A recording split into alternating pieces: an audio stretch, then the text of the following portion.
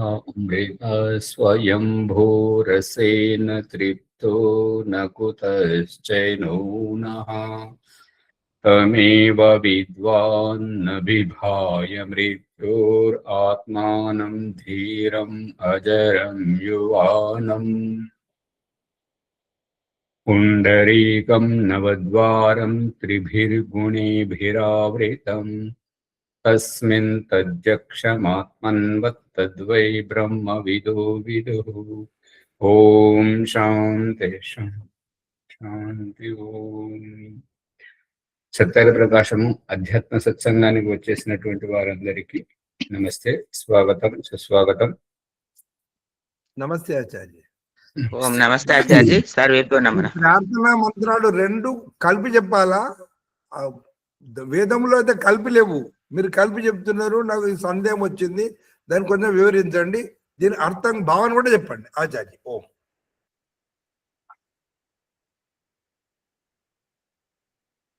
అకామ, కామనరహితుడైనటువంటి, అకామ ధీర, ధైర్యవంతుడైనటువంటి, అకామో ధీర అమృత, ఏనాడు మృతం చావు, చచ్చిపోనటువంటి, చావు లేనటువంటి, స్వయంభూ అతనిని ఎవరూ పుట్టించేవారు లేరు.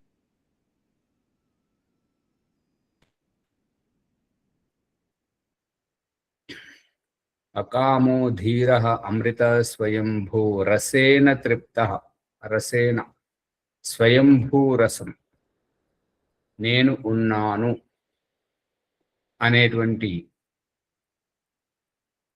ఆత్మజ్ఞానం, రసేన తృప్త, అతడు అన్ని విధముల తృప్తుడై ఉన్నాడు, అతనికి ఏ లోటు లేదు. నభిభాయ మృత్యోర్, అటువంటి పరమేశ్వరుని తెలుసుకున్నటువంటి యోగులు, ఋషులు, మునులు, తపస్వీలు, నభిభాయ మృత్యు, మృత్యువు నుండి, చావుకు భయపడరు, చావుకు భయపడరు. నభిభాయ మృత్యు ఆత్మానం, తమను తాము, ఎవరెవరైతే ఉపాసన చేస్తుంటారో, ఎవరెవరైతే సాధన చేస్తుంటారో, ఎవరెవరైతే సమాధిస్థమవుతుంటారో, ఎవరెవరైతే సాక్షాత్కారం చేసుకుంటారో అటువంటి వారు ఆత్మానం ధీరం, ధైర్యవంతులుగా, అజరం యువానం, అజరం, ఆత్మ ఎప్పటికీ ముసలిది కాదు, ఆత్మకెప్పుడు చావు లేదు, ఆత్మకెప్పుడు నాశనము లేదు. యువానం, ఎప్పటికీ యువావస్థలో ఉంటున్నది అనేటువంటిది అభిప్రాయం. ఆచార్య, కుతశ్చ నోనః, దాని అర్థం? కుతస్య నోనః అంటే ఏ విషయములోనూ ఏ విధముగాను, నూనః నా ఊనః నోనః, లోటు లేనివాడు, అవిద్య అజ్ఞానం అనేటువంటి లోటు లేనివాడు, పరిపూర్ణమైనటువంటి వాడు అనేటువంటిది అభిప్రాయం. ఇక మొదటి మంత్రంలో 3 వంతులు పరమాత్మ గురించి, 4వ వంతు జీవాత్మ గురించి తెలుసుకుంటున్నప్పుడు, ఈ 2వ మంత్రంలో పుండరీకం, పుండరీకుడు అంటే కమల సదృశముగా ఉన్నటువంటి తామర మొగ్గ ఏ విధంగానైతే ఉంటుంటుందో అటువంటి ఆ పుండరీకం ఎటువంటిది అంటే నవద్వారం, 9 ద్వారములు కలిగినటువంటిది. 9 ద్వారములు, ఏకాదశ ద్వారములు అని కూడా ఉంది. వ్యాఖ్యానంలో ఏకాదశ ద్వారములు వస్తుంటది, కానీ ఈ యొక్క మంత్రంలో నవద్వార దేవానం, ఇది ఏమంటారంటే పుండరీకం నవద్వారం దేవానాం పూరయోధ్య త్రిపుర్గణేమి త్రిపుర్గణేమి ఆ పూహు అంటే పురము, పురము, నగరము, ఆవాసము, అటువంటి అయోధ్య యుద్ధము చేయతగనిది.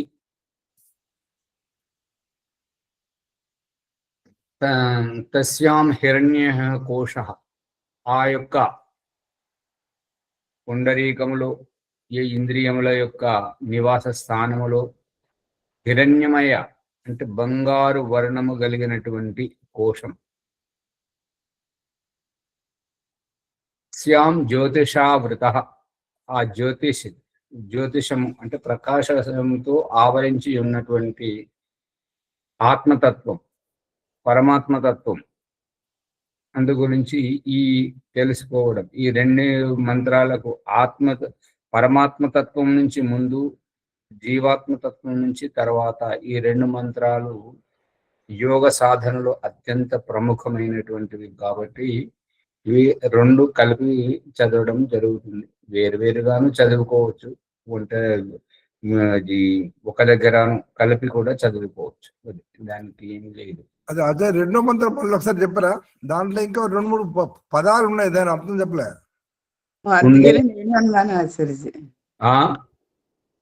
త్రిపుర్గణేపి రామృతం, అది త్రిపుర్గుణే రామృతం. త్రిపుర్గుణం అంటే ఏంటిది? త్రిభి గుణై సత్వ రజ తమస్సు, ఈ గుణంతోటి ఆవరించి ఉన్నటువంటి త్రిభిర్గుణేభిరావృత తస్మిన్, ఆ 3 గుణములతో ఆవరించి ఉన్నటువంటి 3 గుణములతోటి ఆవరించి ఉన్నటువంటి అందులో హిరణ్మయ కోశ తస్యాం జ్యోతిషావృత, ఆ హిరణ్మయ అంటే కోశం, ఆకృతి కోశంలో తస్యాం జ్యోతిషావృత, జ్యోతిష స్వరూపుడు ఆవృతమై ఉన్నాడు అనేటువంటిది. ధన్యవాదాలు ఆచార్య.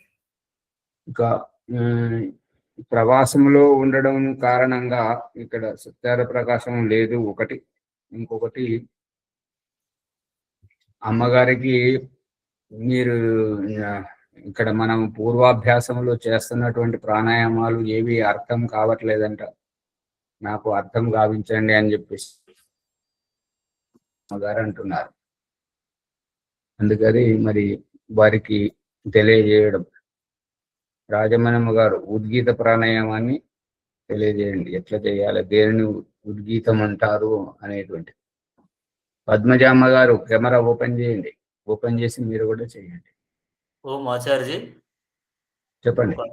నాదొక అభిప్రాయం ఏంటంటే, ఈ ప్రతిరోజు సత్సంగంలో ప్రారంభంలో ఒక మంత్రం తీసుకుంటున్నారు ఎట్లాగో, దాని అర్థం కూడా వివరిస్తే బాగుంటుందని ఉద్దేశం. మంత్రంతో పాటు అర్థ వివరణ ఇస్తే కూడా అంటారా? పూర్తిగా దాని అర్థం తెలుస్తుందని ఉద్దేశం.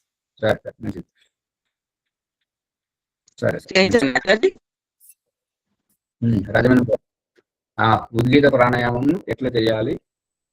పద్మజమ్మ గారు అది మీ ట్యాబ్ను సరిగా జరుపుకోండి, మీరు కనబడట్లేదు పూర్తిగా. కెమెరా సరిగ్గా పెట్టుకోండి అమ్మా. ఇంకా పైకి జరపాలా, ఇంకా జరపాలా.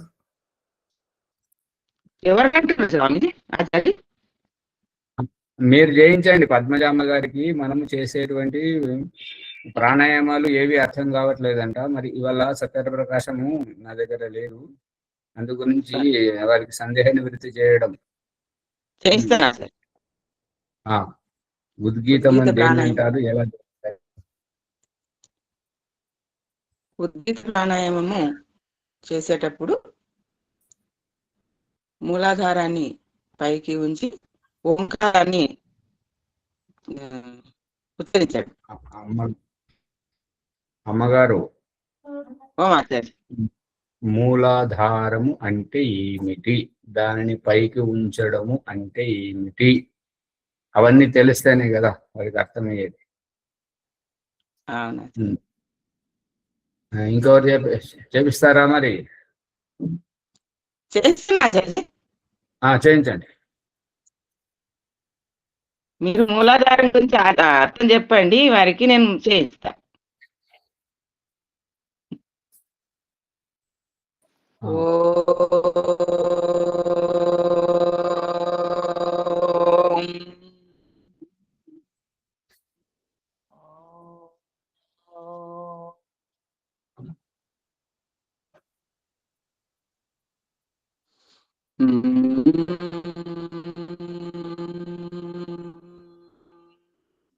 సరిగ్గా రావట్లేదు మరి.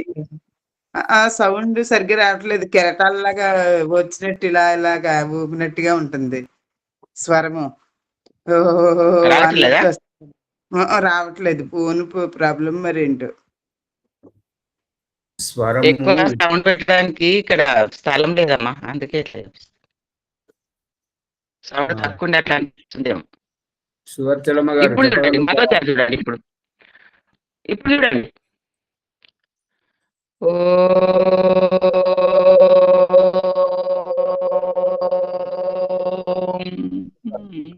ఫోన్ పనిచేస్తలేదు సరిగ్గా.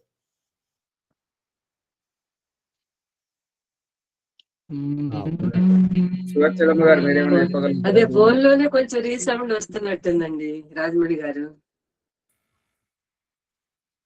ఏంటమ్మా? ఫోన్ లోనే రీసౌండ్ వస్తున్నట్టుంది కొంచెం. అది ఒక ఫుల్ అయ్యో ఏమో కానీ. మరి నమస్తే. వేరే వాళ్ళు చేయించండి, వేరే వాళ్ళు చేయించండి మరి. నేను చేపిస్తాను. నమస్తే ఆచార్య, సర్వేభ్యో నమో నమః. ఉద్గీత ప్రాణాయామం.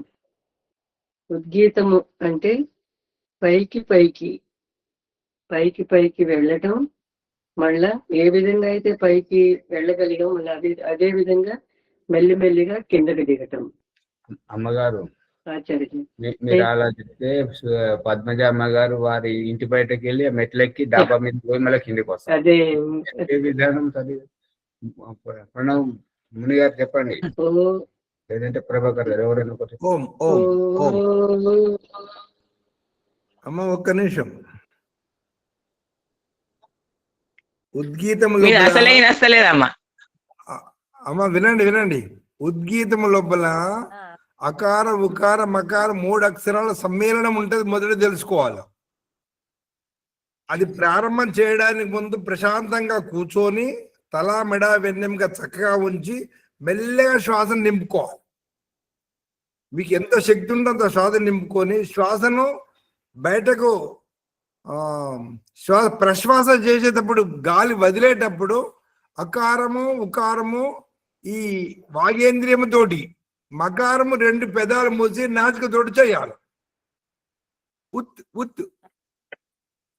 ఈ ఉద్గీత ప్రాణాయామాన్ని ఏమంటే పడుకోని చేసేవాళ్ళు లేచి కూర్చుంటారు, లేచి కూర్చొని చేసేవాళ్ళు నడుస్తారు, నడిచేవాళ్ళు పరిగెత్తుతారు అనేటువంటి శక్తి వస్తుంది. దీంట్లో ప్రాణాయామం జరుగుతుంది, ఈశ్వరుని యొక్క జపం జరుగుతుంది. ఆ రసం తెలుసుకుంటే మీకు ఎంత శక్తి ఉంటే అంతే చేయాలి. రోజు కొంచెం పూర్వాభ్యాసంలో ఉన్నది సాధించాలి. ఉద్గీతం ఒకసారి చూడండి, నేను చేస్తా.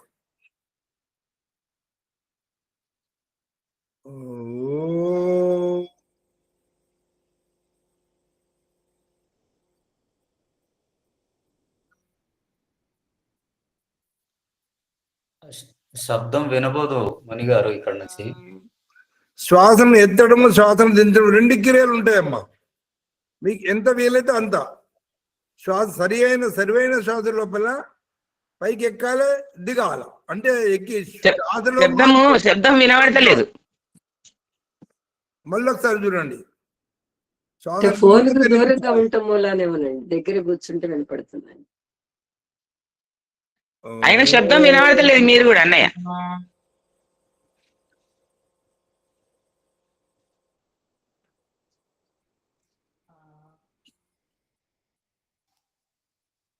ఈ ఉద్గీత ప్రాణాయామ శబ్దము మకారం వినబడతలేదు. నాభితనం వెనక్కి వెళ్ళిపోవాలా. శబ్దం సరిగ్గా వినపడతలేదా? వినబడతలేదు. ఓహో, ఆచార్య చూపిస్తారు ఆచార్యగా చెప్పాలి మరి. చూపెట్టండి. ఎవరు దించినా ఈ శబ్దం రాదు. వస్తలేదు, ఎవరైనా వస్తలేదు. ఎవరికైనా రాదు. ఈ ఫోన్ ద్వారా శబ్దం వినబడదు. అకారము ఉకారము మకారము. అకారము అది విడిచిపెట్టండి. అకారం ఉకారం మకారం విడిచిపెట్టండి. ఉద్గీతం విడిచిపెట్టండి. ఇంకా రెండవ శ్వాసక్రియ ప్రాణాయామం రావాలంటే బాహ్య ప్రాణాయామం ప్రభాకర్ గారు చెప్పండి. సరే, బాహ్య ప్రాణాయామం. బాహ్య ప్రాణాయామంలో శ్వాసను ఖాళీ చేయడం, ఊపిరితిత్తుల్లో ఉన్న శ్వాసను మొత్తము బయటకు పంపించి బయటనే ఆపి ఉంచడం. బయటకు ఆపి ఉంచి ఎంతసేపు ఉండగలిగితే అంతసేపు ఉండడం. బయటకు ఆపినప్పుడు మూలబంధం అనేది దానంతట అదే వస్తుంది. మూలబంధంతో ఉండి శ్వాసను బయట ఆపి ఉంచాలి. ఎంతసేపు ఆపగలిగితే అంతసేపు ఉండి ఉండలేని స్థితిలో శ్వాసను మెల్లమెల్లగా లోపలికి తీసుకోవడం. ఇది బాహ్య ప్రాణాయామం. బాహ్య కుంభక ప్రాణాయామం అని కూడా అంటాం. శ్వాసను ఖాళీ చేసి బయటనే ఆపి ఉంచడం, ఎంతసేపు ఉండగలుగుతాం అంతసేపు ఉండి ఉండలేని స్థితిలో మెల్లమెల్లగా మళ్ళీ శ్వాసను నింపుకోవడం, తీసుకోవడం. ఒకసారి చేసి చూపించండి ప్రభాకర్ గారు. ఒకసారి అభ్యాసం చేద్దాం. బాహ్య కుంభక ప్రాణాయామం. శ్వాసను బయటనే బయటకు తీసి బయటనే ఆపి ఉంచడం ఒకసారి చేస్తున్నాం. ఓం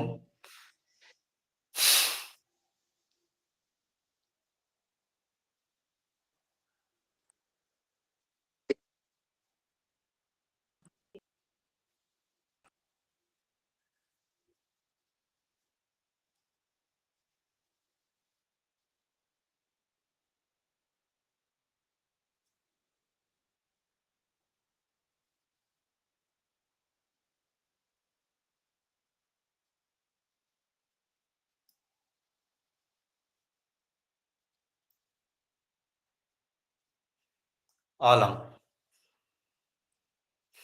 ఆపగలిగినంతసేపే ఆపాలి. తర్వాత సాధారణ శ్వాసలోకి రావాలి.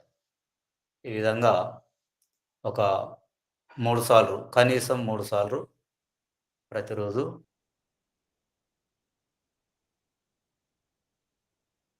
ఇప్పుడు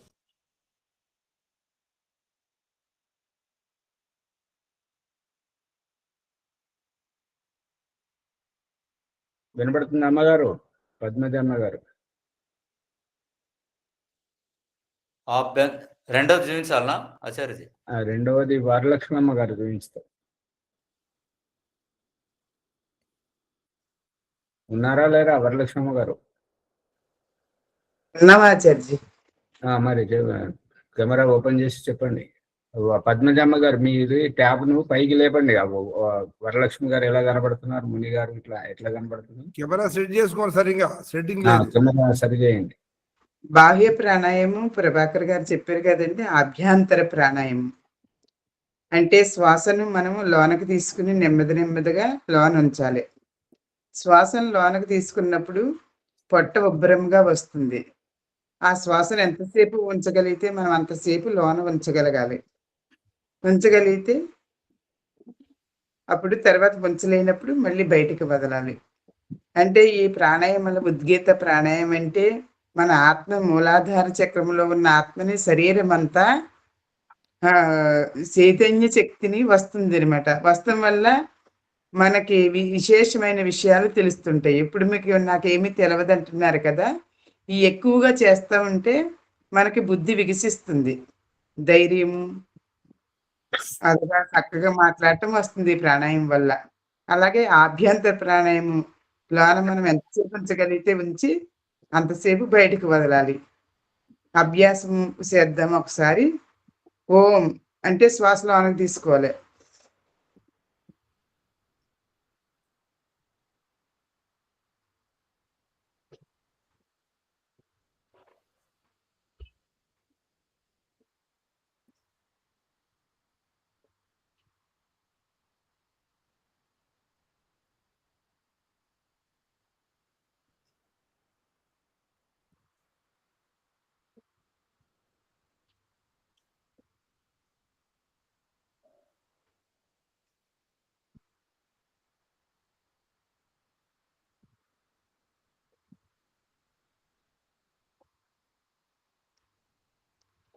అలా అంటే ఇలాగ శ్వాస తీసుకుని మనం ఎంతసేపు ఉంచగలిగితే అంతసేపు రోజు మనం పర్యాయం 3 సార్లన్నా మనము చెయ్యాలి.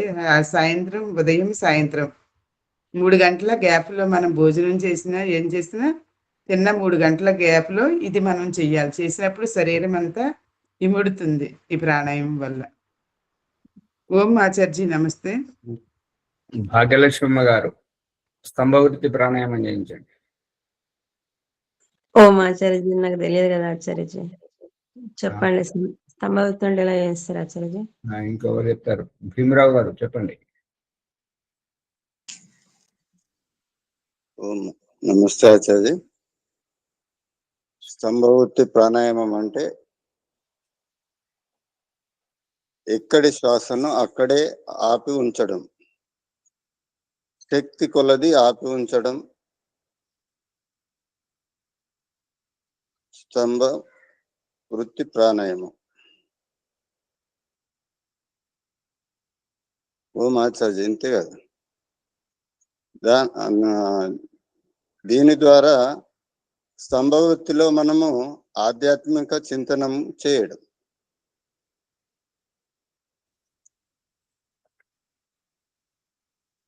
స్తంభవృత్తి ప్రాణాయామంలో ఎలాగైతే ఒక ఇనుప ఊసను ఎలా నిలబెడితే అలాగా నిలబడుతుందో, అలాగే ఈ దేహంలో అటు ఇటును విచలితం అవ్వకుండా ఒకే స్థితిలో ఉండటానికి ఈ స్తంభవృత్తి ప్రాణాయామం ఉపయోగపడుతుంది.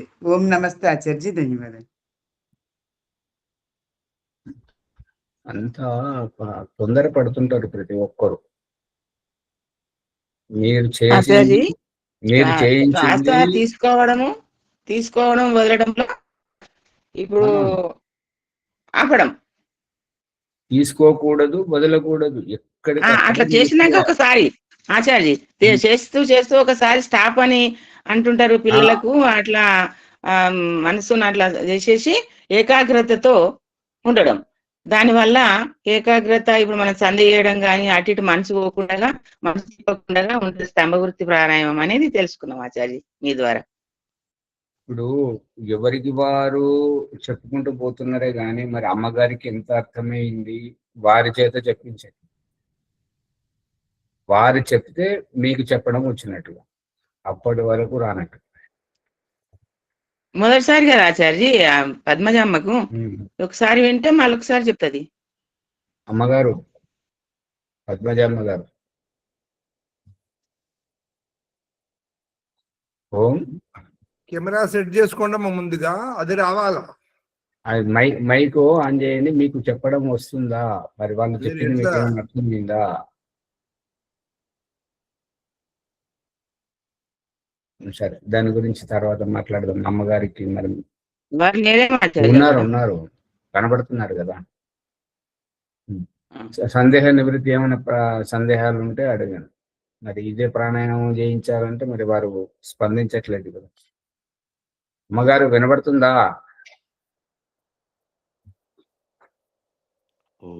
సరే, అడగండి. ఏమైనా సందేహాలు ఉంటే సందేహ నివృత్తి చేసుకుంటే వారికి తెలుసు. ఓం నమస్తే ఆచార్యజీ. నమస్తే అండి.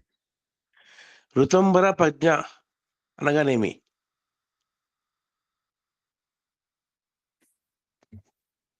రితంబర ప్రజ్ఞ అనేటువంటిది సమాధిస్థమైనటువంటి సాధకులకు ఆత్మ పట్ల, పరమాత్మ పట్ల నిత్యము వారికి జ్ఞానోదయం కలిగిస్తూ సాక్షాత్కారం కలిగింపజేసేటువంటిది. ఆ యొక్క రితంబర ప్రజ్ఞలో ఉన్నంత వరకు ఈ భౌతికమైనటువంటి విషయాలు కానీ సందర్భాలు కానీ ప్రభావితం కానివ్వవు. ఆత్మ పరమాత్మ యందు, ఆత్మ పరమాత్మ యందు తన్మయత్వ భావంతో ఉండడం రితంబర. రితం అంటే ఋగ్వేదం 10వ మండలం 190వ సూక్తం ప్రథమ మంత్రంలో దానినే దయానంద సరస్వతి మనకు ఉదయం సాయంత్రం జ్ఞాపకానికి తీసుకొస్తున్నాడు. రితంచ సత్యం, అఘమర్షణ ప్రథమ మంత్రంలోని ప్రథమ పదం.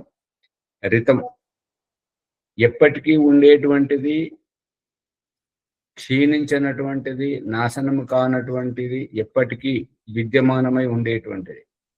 అదే సత్యమైతేనేమో అది జన్మపరంగా ఉంటుంటది. జన్మపరంగా స్త్రీ జన్మెత్తినప్పుడు స్త్రీ మాట్లాడేటువంటిది, పురుష జన్మెత్తినప్పుడు పురుషుడు మాట్లాడేటువంటిది. ఈ రకంగా ఆ స్త్రీ పురుషులలో కూడా పేదవాడి సత్యం వేరు, దొంగతనం చేసేవారి సత్యం వేరు. ఈ రకంగా మార్పు ఉంటుంది. కానీ రితం అనే దానికి మార్పు ఉండదు. ఇప్పుడు ఎప్పటికీ ఒకే విధంగా ఉండేటువంటిది. మనం తెలుసుకున్నా తెలుసుకోలేకపోయినా రితంలో మాత్రం పరివర్తనం అనేటువంటిది జరగదు. అటువంటి ప్రజ్ఞ ఏమంటారు, త్రికాలంలో సత్యమేది అంతే. త్రికాలమే లేదు అక్కడ. త్రికాలము అనేటువంటిది జన్మకు వర్తించేటువంటిది. భూత భవిష్యత్ వర్తమానం అనేటువంటిది ఈ అన్నంతో ముడిపడినటువంటిది. అన్నంతో ముడిపడినటువంటిది జన్మకు సంబంధించినటువంటిది. భగవంతుడు త్రికాలాతీతుడు, త్రినేత్రుడు. అతడు ఎప్పటికీ ఏ విధంగానైతే ఉంటాడో అతనికి సంబంధించినటువంటి జ్ఞానం. ఇప్పుడు గర్భంలో ఉన్నటువంటి పిండము, పుట్టిన తర్వాత ఎదుగుతున్నటువంటి బాల్యము, యౌవనావస్థలో తన కాళ్ళ మీద తాను నిలబడ్డప్పుడు, ప్రౌఢావస్థలో పిల్లల బాధ్యతలు తీర్చుకుంటున్నప్పుడు, వృద్ధావస్థలో ఏకాంతవాసం చేసి ఆత్మచింతన చేస్తున్నప్పుడు, మరియు క్షతగాత్రములో బాధలు అనుభవిస్తున్నప్పుడు, ఈ యొక్క మరణాసన్న దశలో దేహాన్ని విడనాడుతున్నప్పుడు, ముక్తి కోసం ప్రయత్నిస్తున్నప్పుడు, ఇంద్రియాలను విడనాడుతున్నప్పుడు, ఇంద్రియాలను విడనాడడం అంటే శరీరం ఇంద్రియాలు రాలిపోతాయని కాదు.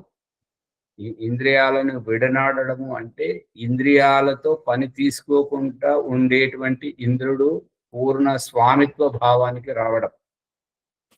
ఒకటేమో పని వాళ్ళ మీద ఆధారపడి పని చేయించడం, ఇంకొకటి ఏ పనివాడు రాకున్నా అన్ని పనులు తానే చేసుకోవడం ఒకటి. ఇంకొకటి పని వాళ్ళు వచ్చినా కూడా పని వాళ్ళతో పని తీసుకోకుండా తన పని తను చేసుకునేటువంటిది పూర్ణ స్వామిత్వం. ఆ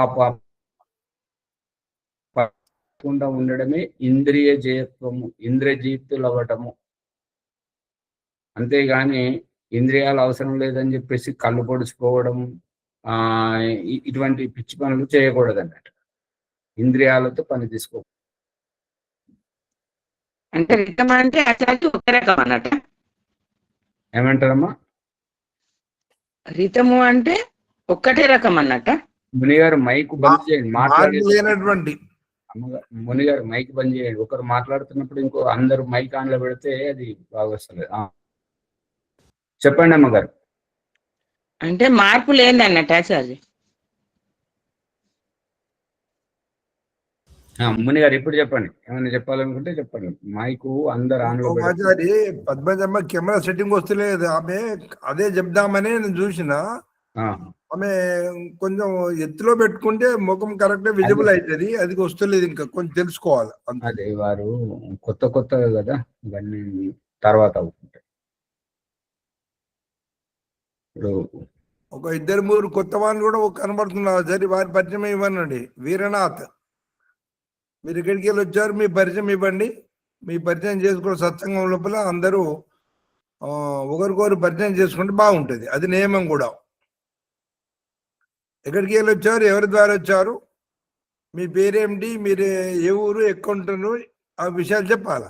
ఓం.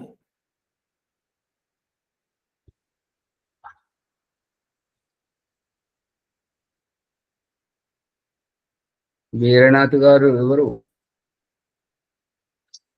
సరే, వారిని వదిలేండి. ఇంకేమైనా సందేహాలు ఉంటే అడగండి. ఇలా పరిచయం చెప్పని వాళ్ళను తీసేయడం జరుగుతుంది. ఇవాళ అవకాశం ఇవాళ మొదటి రోజు కదా, వారు వచ్చారు, వింటారు. ఇంకేమి సందేహం ఉంటే చెప్పండి. వచ్చినాడు ఫ్రాంక్ గా పరిచయం చెప్తే ప్రశాంతంగా ఉంటుంది కదా అందరికి కూడా, వారికి కూడా బాగుంటుంది. ఓం ఆచార్యజీ, ఓం. అష్టచక్రాల గురించి ఇప్పుడు ఇక్కడ మూలాధారం, స్వాధిష్టానము, ఈ చక్రాలు ఒకటి చెప్తున్నాం. తర్వాత మరి ఇంద్రియాల గురించి చెప్తున్నాం. రెండు సరైనమేనా లేక మరి భేదమా? పంచేంద్రియాలు, మనస్సును కలిపి అష్టచక్రాలని చెప్తున్నాం. మీరు గ్రహించేది ఏంటి అది చెప్పండి. ఎక్కడ మీకు సందేహం కలుగుతుంది అనేది అందరికి తెలియాలి కదా. అంటే నేను అష్టచక్రాలంటే ఇప్పుడు 5 ఇంద్రియాలు, మనసు ఒకటి, 6 షట్ చక్రాలు, ఆత్మ పరమాత్మ 2 కలిస్తే అష్టచక్రాలని నా యొక్క ఉద్దేశం. కాదని ఎవరంటారు? అదే కదా మనం చెప్పుకుంటున్నది. వేదంలో చెప్పింది, దయానంద సరస్వతి చెప్పింది ఆ విధంగానే కదా. మరొక విధంగా మూలాధారము, స్వాధిష్టానము, మణిపూరకము ఇవి కూడా చెప్తున్నారు కదా మరి కొందరు. అంటే జీవుని యొక్క వ్యవహారము. రాజమణమ్మ గారు చెప్పండి వారి సందేహానికి సమాధానం. అర్థం కాలే ఆచార్య నాకు. సువర్చలమ్మ గారు చెప్పండి, సాగదీయొద్దు, సూటిగా చెప్పండి.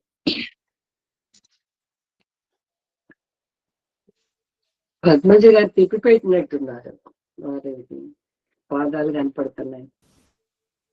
అష్టచక్ర నవద్వార అంటే పంచ జ్ఞానేంద్రియాలు, మనసు, ఆత్మ, పరమాత్మ, ఇవి అష్టచక్రము అంటే.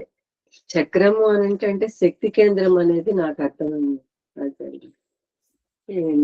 మన శరీరంలో నాడుల ద్వారా నాభి నుండి వచ్చేటటువంటిది. ప్రణవమణి గారు చెప్పండి. ఓం ఆచార్య, అష్టచక్రాలు అని చెప్తూ వాటిని ఆధ్యాత్మికంగా ఏ విధంగా ఆలోచించాలనే విషయం వారు చెప్తున్నారు ఆచార్య. పంచ జ్ఞానేంద్రియాలు సరిగానే, తర్వాత ఒకటి ఉభయేంద్రియము మనస్సు, ఆ తర్వాత జీవాత్మ, పరమాత్మ. ఈ 8 ఆ 8కి సరి చేసుకుంటాం. ఒక్కొక్క స్థానం లోపల ఆ జీవాత్మ ఏ విధంగా ఉంటుంది అనేది తెలుసుకోవడం. వారి సందేహం ఏంటిది? వరలక్ష్మి గారు.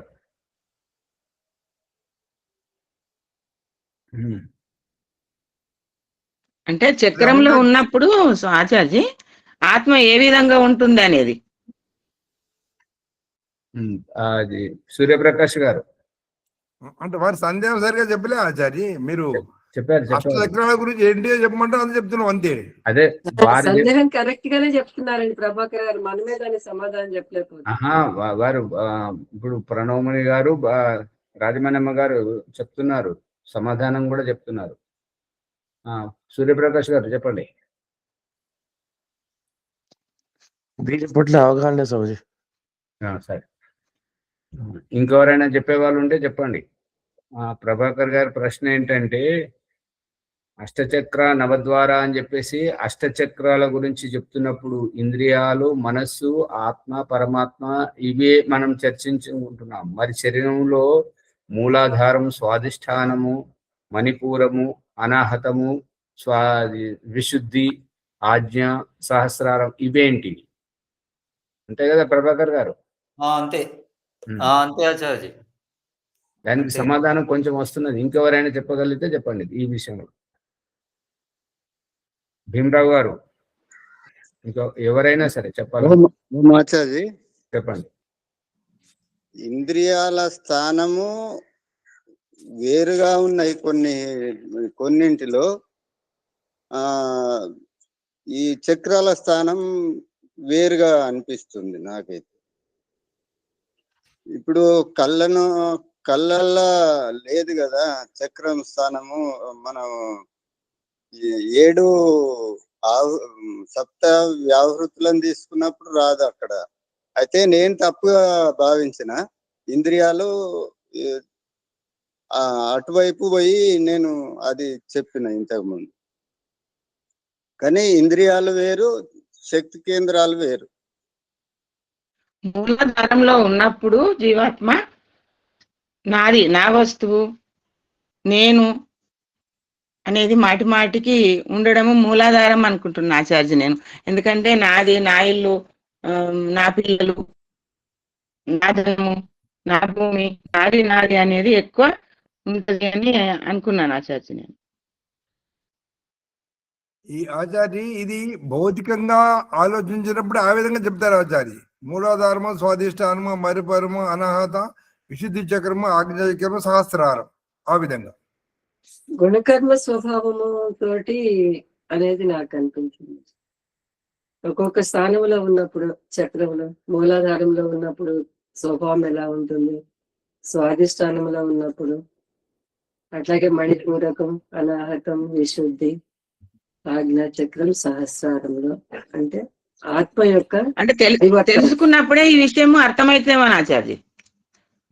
ప్రతి వాళ్ళు అందరూ నాది నాదనే ఉంటుంటారు. ఆధ్యాత్మిక విషయం తెలిసినప్పుడు కొంచెం మారడం, అది తెలుసుకోవడం చక్రాల గురించి. నమస్తే ఆచార్యజీ. నాకు తెలిసింది చెప్తాను ఆచార్యజీ, మీరు తర్వాత మీరు చెప్తారు. మా తప్పు కరెక్ట్ చెప్తారు ఆచార్యజీ. అంటే స్థూల దేహం నుంచి ఈ అష్టచక్ర నవద్వార అంటే ఈ 9 నుంచి మనము పరమాత్మ తత్వ అష్టచక్రం అంటే పరమాత్మ 8 చక్రాలని చెప్పుకుంటున్నాం కదా ఆచార్యజీ. అందుకని పరమాత్మ జీవాత్మ అంటే సూక్ష్మంగా అతన్ని తెలుసుకోవటము. బయట జరిగేవి ఇవి వ్యవహారంలోని, కానీ సూక్ష్మంగా దేహిని పట్టుకోవటం, దేహాన్ని వదిలి సూక్ష్మతత్వ దేహిని పట్టుకోవటం అది నాకు అర్థమైంది ఆచార్యజీ. మరి ఇంకా చెప్పండి. కొంత వయసు వచ్చినాక ఇట్లా అనిపిస్తుంది, కొంచెం కొంచెం మారిన కొద్దీ ఇది మారుతుంటది ఏమనిపిస్తుంది.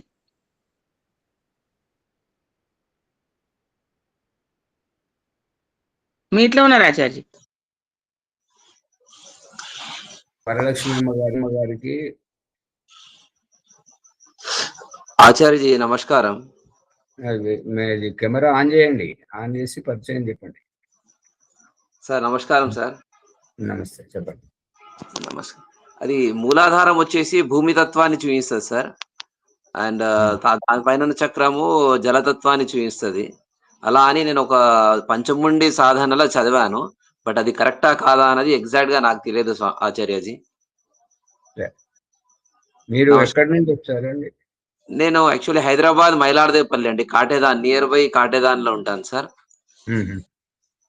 సో నేను రెగ్యులర్ గా నేను మన ఆర్య సమాజ్ సుల్తాన్ బజార్కి వెళ్తుంటానండి. సో నాకు రీసెంట్ అక్కడ నాకు పరిచయం అయ్యారు, వాళ్ళు ఇచ్చారు నాకు మీలో జాయిన్ అవ్వడానికి లింక్ ఇచ్చారు. సో తద్వారా నేను జాయిన్ అయ్యాను. సరే, ఇది ఫస్ట్ క్లాస్ ఆచార్య నాది. సరే సరే, ధన్యవాదాలు, నమస్కారం. ఇప్పుడు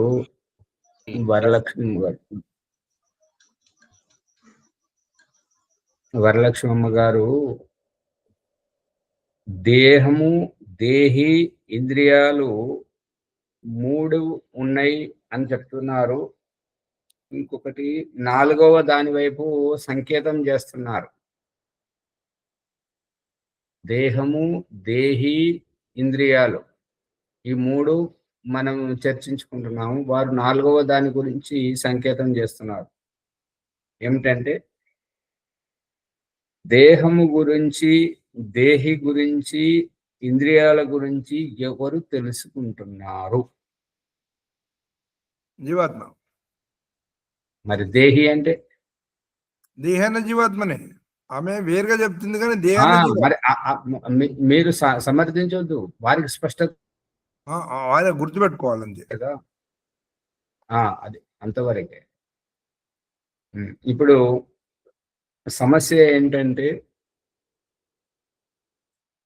ఇంద్రియాలు శారీరక కేంద్రాలుగా బయట ఏదైతే చెప్పబడుతుందో, శక్తి కేంద్రాలు కావు. శక్తి కేంద్రాలను అనకూడదు. దయానంద సరస్వతి సంధ్యోపాసన, మార్జన మంత్ర, అంగస్పర్శలో, మార్జన మంత్రాల్లో, ప్రాణాయామ మంత్రాల్లో ఇటువంటి శబ్దాన్ని ప్రయోగించలేదు. అక్కడ సామర్థ్యం, ఇంద్రియాల యొక్క సామర్థ్యం, ఇంద్రియాలను నిర్వీర్యం చేయడం, అసంతృప్తి, సంతృప్తి, అసంతృప్తి దశ నుండి సంతృప్తి దశకు, ఇది మాత్రమే అక్రియా ధ్యానంగా మనం పేర్కొంటూ చర్చించుకుంటున్నాం. ఈ శక్తి కేంద్రాలు అనంటే, శక్తి కేంద్రాలు అనంటే దయానంద సరస్వతి శవాన్ని చీల్చి ఈ చక్రాలను చూస్తున్నప్పుడు ఈ శక్తి కేంద్రాల విషయ ప్రస్తావన రాలేదు. మనము లేని భ్రమలు రాను రాను పెద్ద సమస్య తయారవుతుంటది. అందుకని దయానంద సరస్వతి ఏ సిద్ధాంతం అయితే చెప్పాడో, ఏ వేదము ఏ ప్రామాణికంగానైతే విషయాన్ని ప్రస్తావిస్తుందో, పతంజలి మహర్షి ఏ విషయాన్నైతే అభివ్యక్తపరుస్తున్నారో మనము వారి వెంట వెళితే బాగుంటది. భగవంతుడు చెప్పేది అదే. దేవం దేవత్ర సూర్య, ఇది ఉపస్థానం యొక్క చివరి మంత్రంలో ఈ రహస్యాన్ని దానిలో చెప్పడం జరిగింది. కాబట్టి దేవం దేవత్ర సూర్యం అగన్మ జ్యోతిరుత్తమం, మొట్టమొదటి ఆధ్యాత్మిక స్పృహ కల్పించినటువంటి గురువు నుంచి ఈనాటి మనం జీవన్ముక్తి పొందే నాటి ఆ చివరి గురువు మనకు జీవన్ముక్తిని కల్పిస్తున్నటువంటి దిశానిర్దేశము వరకు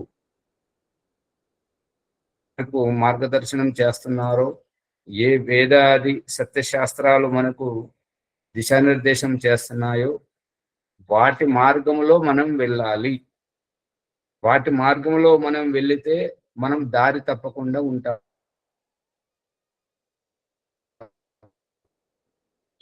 మరి మనం ఏదైనా ప్రమాణం తీసుకొస్తే, ఈ విషయంలో కానీ ఇంకా ఏ విషయంలో కానీ ఏదైనా ప్రమాణం తీసుకొస్తే వైదిక విద్వాంసులది, పతంజలి యోగశాస్త్రము, వ్యాస మహర్షి యొక్క భాష్యము, దర్శన శాస్త్రాలు, ఉపనిషత్తుల యొక్క ప్రమాణాలు తీసుకొస్తే దాని మీద మనం ముందుకు వెళ్ళొచ్చు. సత్యమును గ్రహించాలి, ఆ సత్యమును వదిలిపెట్టాలి. అందుకని మనము లేని విషయాలను తీసుకొచ్చి విషయాన్ని ఇంకా జటిలం చేయకుండా తెలిసినటువంటి దాంతో సులభంగా ముందుకెళ్ళడం మంచిదని నా అభిప్రాయం. ఏమంటారు? నమస్తే. అంటే మనము ఈ ప్రాణాయామం చేయడం వల్ల సామర్థ్యం పెరుగుతుంది కదా ఆచార్జీ? అది ఆ రకంగా అన్నారు. అది సామర్థ్యాన్ని పెంచుకోవడమే.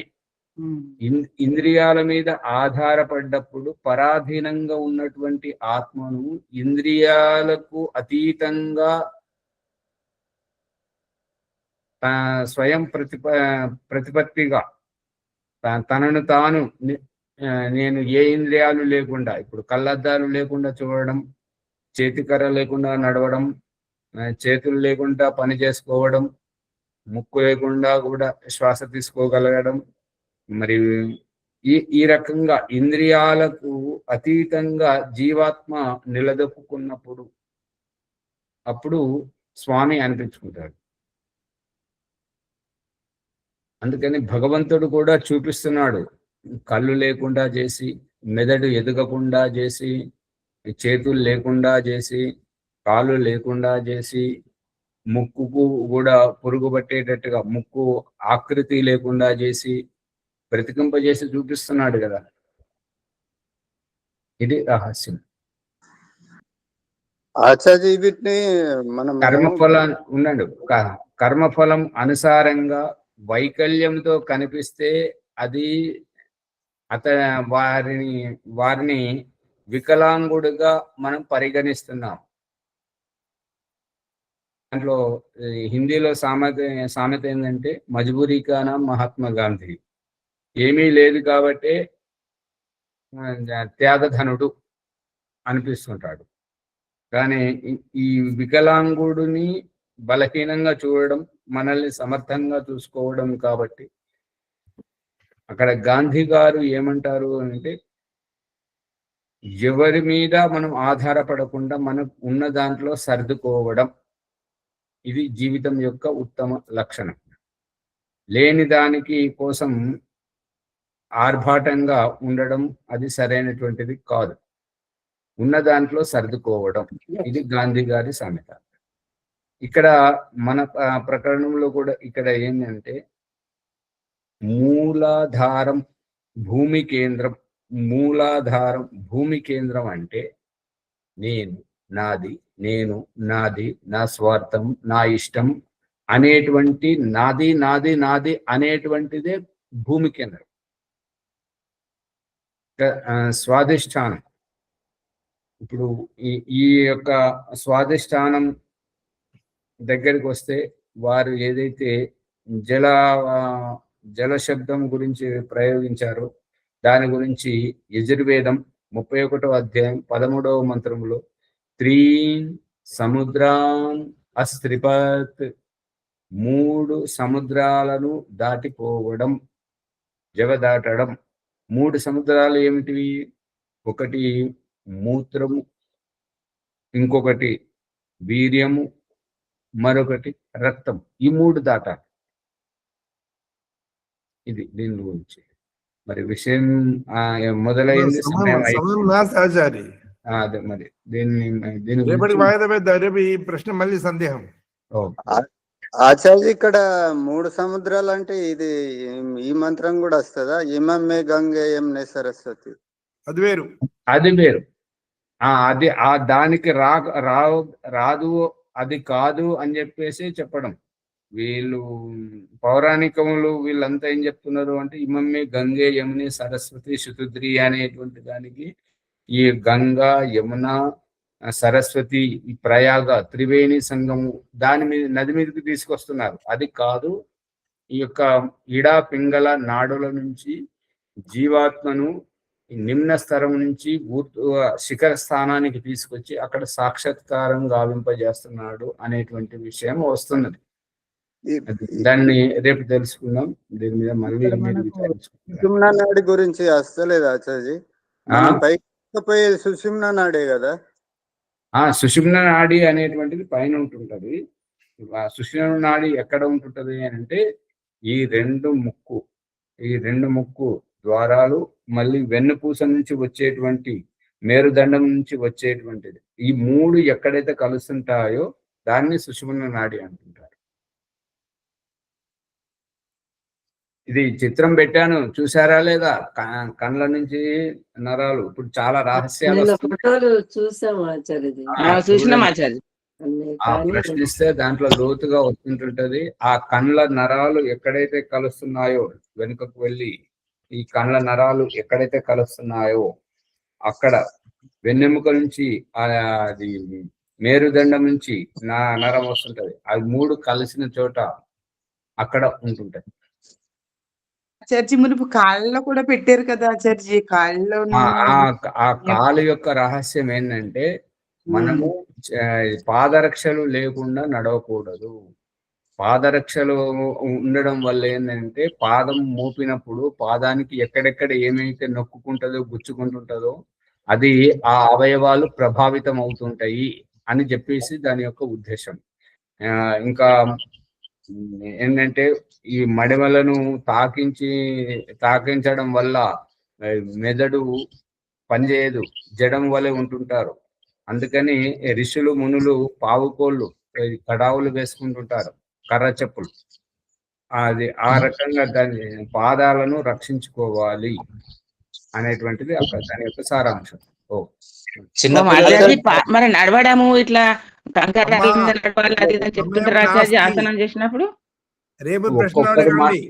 ఒక్కొక్కరు మాట్లాడండి, అందరూ మాట్లాడితే విషయం అర్థం కాదు.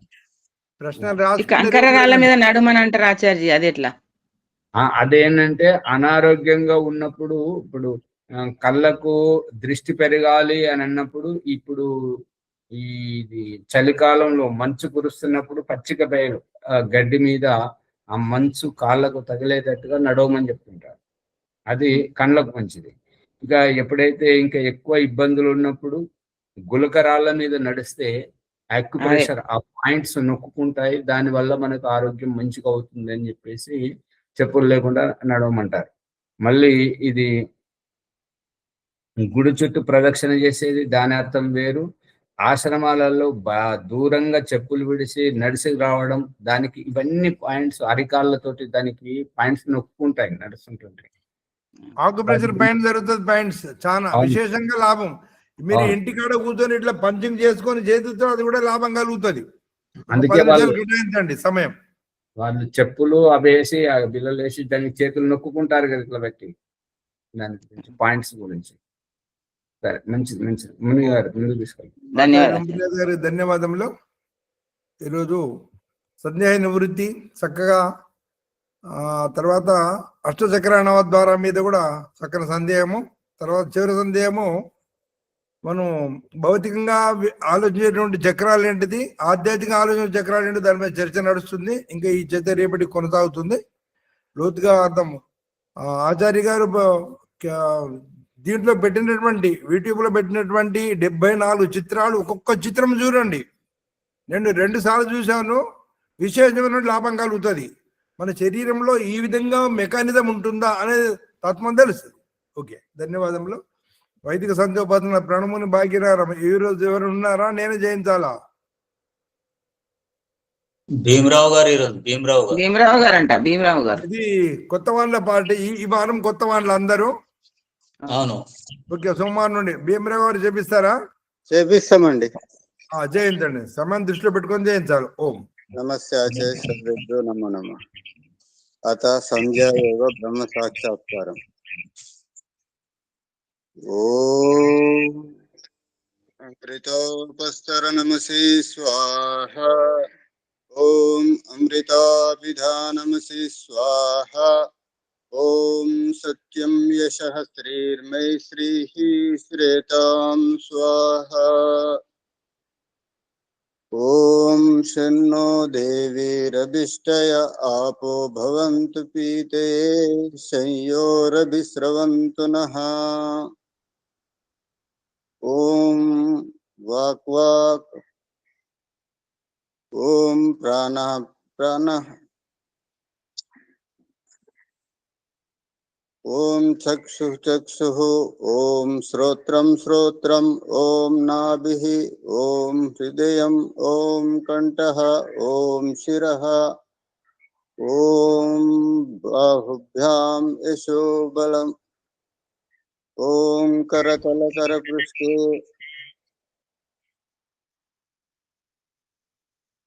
ఓం భూః పునాతు శిరసి. ఓం భూః పునాతు నేత్రయోః. ఓం స్వః పునాతు కంఠే. ఓం మః పునాతు హృదయే. ఓం జనః పునాతు నాభ్యాం. ఓం తపః పునాతు పాదయోః. ఓం సత్యం పునాతు పునఃశిరసి. ఓం తం బ్రహ్మ పునాతు సర్వత్ర. ప్రాణాయామ మంత్రం. ఓం భూః. ఓం భువః. ఓం స్వః. ఓం మహః. ఓం జనః. ఓం తపః. ఓం సత్యం.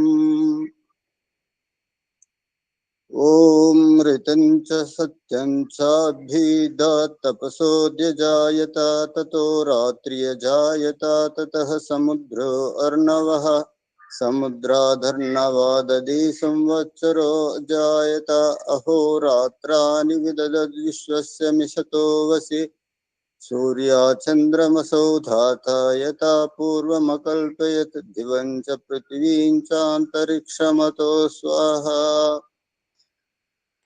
ఓం శన్నో దేవీరభిష్టయ ఆపో భవంతు పీతయే శయ్యోరభిస్రవంతు నః. మనసా పరిక్రమ. ఓం ప్రాచీదిగగ్నిరధిపతిరస్తు రక్షితాదిత్య ఇషవః.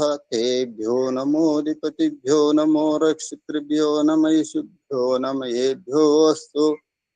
योऽस्मान् द्वेष्ट्यं वयं दिस्म संवोजम्बे दद्मः दक्षिणादिन्द्रोऽधिपतिस्थिरच्चिराजी रक्षता पितर इषवः तेभ्यो नमोऽधिपतिभ्यो नमो रक्षितृभ्यो नमैषुभ्यो नमयेभ्यो अस्तु योऽस्मान् द्वेष्ट्यं वयं दिस्म संवोजम्बे दद्मः प्रतीचीदिकुवर्णोऽधिपतिः पृदाको रक्षतान्नमिषवः तेभ्यो नमोऽधिपतिभ्यो नमो रक्षितृभ्यो नमैषुभ्यो नमयेभ्यो अस्तु योऽस्मान् द्वेष्ट्यं वयं दिस्म संवोजम्बे दद्मः उदीचीदिक्सोमोऽधिपतिः स्वजो रक्षता शनिरिषवः तेभ्यो नमोऽधिपतिभ्यो नमो रक्षितृभ्यो नमैषुभ्यो नमयेभ्यो अस्तु योऽस्मान् द्वेष्ट्यं वयं दिस्म संवोजम्बे दद्मः ध्रुवादिक्विष्णुरधिपतिः कल्माषग्रीवो रक्षता वीरुदैषवः तेभ्यो नमोऽधिपतिभ्यो नमो रक्षितृभ्यो नमैषुभ्यो नमयेभ्यो अस्तु योऽस्मान् द्वेष्ट्यं वयं दिस्म संवोजम्बे दद्मः ऊर्ध्वादिग्बृहस्पतिरधिपतिः क्षित्रो वर्षरक्षितामिषवः तेभ्यो नमोऽधिपतिभ्यो नमो रक्षितृभ्यो नमैषुभ्यो नमयेभ्यो अस्तु योऽस्मान् द्वेष्ट्यं वयं दिस्म संवोजम्बे दद्मः उपस्थान प्रकरणम् ॐ जातवेदसे सुनवामसो ममरातीयतो निदहाति वेदः सनः पर्षदति दुर्गानि विश्वा नावेव सिन्धुर्दुरित्यग्निः उदुच्यं जातवेदसं देवं वहन्ति केतवः दृशे विश्वाय सूर्यं चित्रं देवानामुदगादनीकं चक्षुर्मित्रस्य वरुणस्याग्नेः आप्राध्यावा पृथिवी अन्तरिक्षं सूर्य आत्मा जगतस्तुस्तु सच्च उद्वयं तमसस्परिस्त्वः पश्यन्त उत्तरं देवं देवत्रा सूर्यमगन्मज्योतिरुत्तमम् ॐ तच्चक्षुर्देवहितं पुरस्तात् शुक्रमुच्चरत् पश्येम शरदः शतं जीवेम शरदः शतं शृणुयाम शरदः शतं प्रब्रवाम शरदः शतं मादीनाः शाम शरदः शतं भूयच्च शरदः शतात् ॐ शन्नो देवीरभिष्टयापो भवन्तु पीते संयोरभिस्रवन्तु नः ॐ भूर्भुवः स्वः तत्सवितुर्वरेण्यं भर्गो देवस्य धीमहि धियो यो नः प्रचोदयात् समर्पणम्। हे ईश्वर दयानिते भवत्कृपयानेन जपोपासनादि कर्मणा धर्म अर्थ काम मोक्षाणां सद्यः सिद्धिर्भवेन। नमस्कारम्। ओम नमः शंभवाय च मयो भवाय च नमः शंकराय च महेश्वराय च नमः शिवाय च शिवतराय च। ओम शन्नो देवीरभिष्टयापो भवन्तु पीते शय्योरभिस्रवन्तु नः। ओम नमस्ते आचार्य सर्वेभ्यो नमो नमः। अंदर धन्यवाद। శాంతి మంత్రం ఓం మునిగారు శాంతిరంతరిక్షం ఓం మునిజీ రుకియే ఆచార్య ఎవరికైనా ప్రాణాయామం నేర్పిస్తే మనకు మనమే చెప్పిన తర్వాత ఇలా చేయాలి అని అనకూడదు, వాళ్ళ చేత చేయించాలి. లోపలికి ఎలా తీసుకోవాలి, బయట ఎలా తీసుకోవాలి, మూలాధారం అంటే ఏంటిది, స్వాధిష్టానం అంటే ఏంటిది, ప్రతి ఒక్కటి వాళ్ళకు కొద్దిగా విడమర్చి చెప్తే బాగుంటుందని నా అభిప్రాయం. ఇప్పుడు అమ్మగారు కంగారు పడ్డారు, వెంటనే వెళ్ళిపోయి మళ్ళీ ఇప్పుడు వచ్చారు. అందుకని మనం చేయించేది ఒక్క ప్రాణాయామం చేయించినా సరే అర్థం కావాలి. ఏమంటారు పద్మమ్మ గారు, రాజమణమ్మ గారు? చేయించాలి అవునా కదా. ఆచార్య? వారితో చేయించగలిగినప్పుడే మనకు వచ్చినట్టుగా, అంతేగాని మనం చెప్పుకుంటూ పోతే మనకు వచ్చినట్టు కాదు. ఆచార్య మూలాధారం అంటే చెప్పరాలేదు అమ్మకు, అందుకోసం మీకు చెప్పమన్నది, మీరు చెప్పలేరు. అంటే మీరు అందరు చెప్తున్నారు కదా ఒకరి తర్వాత ఒకరు. ఆ ప్రాణాయామం వదిలేసాం కదా, ఉద్గీత ప్రాణాయామాన్ని వదిలేసి మళ్ళీ వేరే దాన్ని చెప్తారా అంటే అందరూ ఎవరిది వారు చెప్తున్నారే గాని అమ్మగారికి ఏమైనా అర్థమైందా లేదా? ఆ అమ్మగారి స్థానంలో మనం ఉండాలి. మనం ఉండి నేర్పించగలిగితే అప్పుడు వస్తుంది. అంతేగాని కానీ చెప్పడానికి కొంచెం సంకోచం అనిపించింది ఆచార్య, అంతే. ఆ సంకోచం పోవాలి. అదే రేపటి నుంచి చూడు, సరేనా? సరే ఆచార్య. నమస్తే. ఓం దేవ శాంతిరంతరిక్షం శాంతి, పృథివీ శాంతి, ఆపా శాంతి, ఓషధే శాంతి, వనస్పతే శాంతిర్విశ్వే దేవా శాంతి, బ్రహ్మ శాంతి, సర్వం శాంతి. శాంతిరేవ శాంతి సమా శాంతిరేది. ఓం శాంతి శాంతి శాంతి. శ్రీ వినుమ. నమస్తే ఆచార్య. అందరూ నమస్కారం. ఆచార్య గారు మీరు ఎక్కడ వెళ్తున్నారు ఈరోజు? విజయవాడ నుంచి సికింద్రాబాద్ వచ్చాను, ఇప్పుడు ఆశ్రమానికి వెళ్తాను. విజయవాడకి వెళ్ళి వచ్చారా? ఓకే, ధన్యవాదాలు ఆచార్య. నెంబర్